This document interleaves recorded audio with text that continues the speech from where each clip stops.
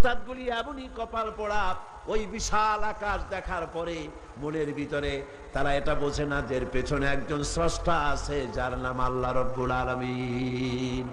তারা বলে আকাশের স্রষ্টা নাই, জমিনের স্রষ্টা নাই, মানুষের স্রষ্টা নাই, সব নাকি এমনি এমনি হয়েছে। যেরকম নাউজুবিল্লাহ।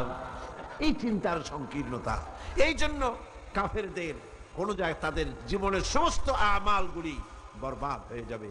আর কুফরি অবস্থায় তারা যদি তওবা না করে, কাফেরেরা, মুরতাদরা, নাস্তিকরা তওবা করে যদি ঈমানের পথে ফিরে না আসে, তাহলে তাদের মৃত্যুর পর তাদের উপরে লানত সকলের, আল্লাহ, ফেরেশতা সকলের লানত।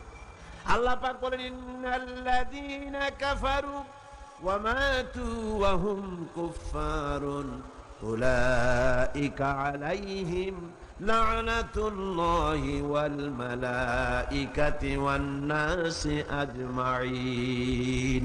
যারা নাকি কাফের, আমাকে অস্বীকার করেছি, আমার আইনকে অস্বীকার করেছে, আমার সঙ্গে বিদ্রোহিতা পোষণ করেছে, আর এই অবস্থায় যদি তার মৃত্যু হয়ে যায় কুফরি হালতে, তাহলে আল্লাহ, ফেরেশতা এবং সমস্ত সৃষ্টিকুলের লানত তার উপরে। জোরে কর নাউজুবিল্লাহ।